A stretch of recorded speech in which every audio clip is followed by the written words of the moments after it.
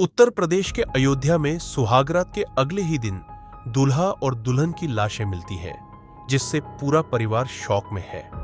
परिवार में खुशियां बीती रात तक थी, वे खुशियां आज मातम में बदल गई। शादी के हर रस्म निभाने वाले दूल्हा प्रदीप और दुल्हन शिवानी के साथ ऐसा क्या हुआ, किसी को कुछ पता नहीं। एक ही रात में ऐसा क्या हुआ कि दोनों का हालत इस तरह खराब हो गए। दूल्हा और दुल्हन के परिवार वालों का क्या पता ये शादी उसके भविष्य को कहां ले जाएगी। दुल्हन साइड को इस घटना की जानकारी दे दिया गया है। शादी के बीतने के बाद दूल्हा और दुल्हन की सुहागरात थी।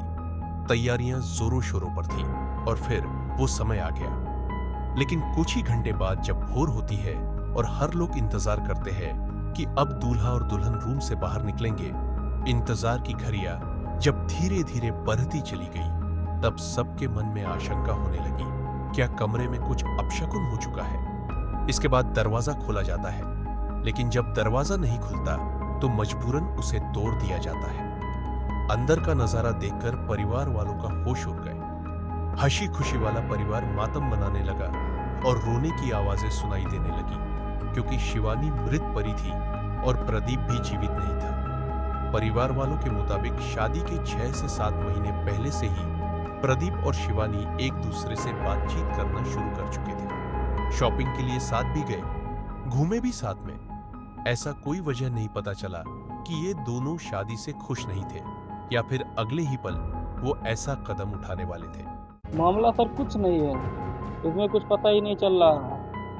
जिस रात को तब खाना पीना खा कर गए थे तो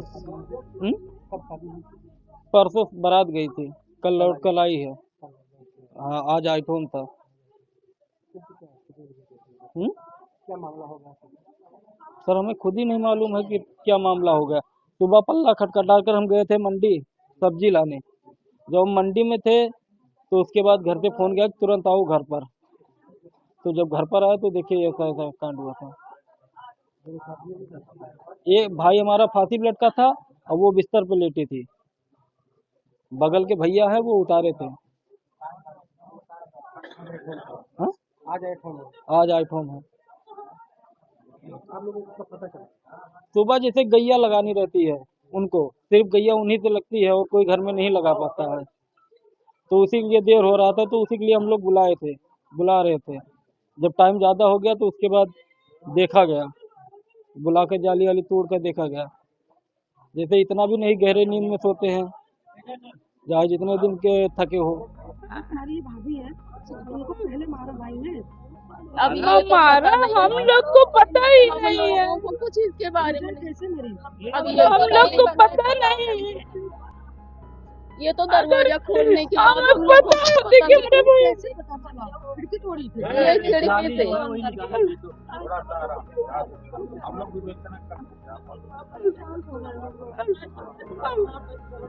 बड़ा शादी कब हुई थी?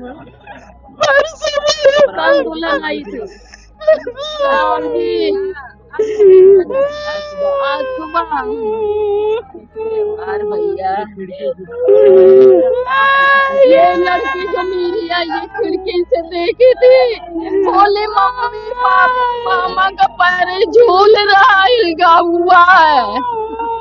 अब हम लोग आगे से दरवाजा पीट रहे, नहीं खोल रहा। सूचना मिलते ही पुलिस भी मौके पर पहुंचती है।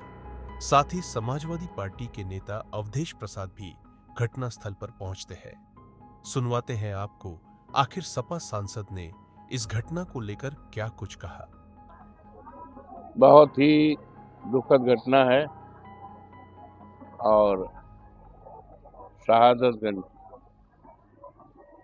ये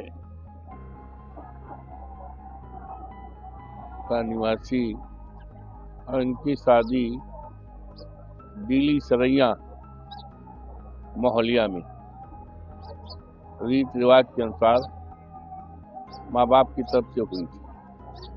आज इनके यहाँ एट होम भी था और दोनों मृत पाए गए। दोनों लड़की और लड़का जो है फांसी और लड़की की बेड पर। तो ये बहुत ही दुखद घटना है, दर्दनाक घटना है और पूरा इलाके में आप देख रहे हैं कोहराम मचा है, कोहराम मचा है, दुखद है, दर्दनाक है। इस तरह के न्यूज़ को सुनने और देखने के लिए आप हमारे फेसबुक पेज सीतामढ़ी पोस्ट को फॉलो और शेयर ज़रूर करें।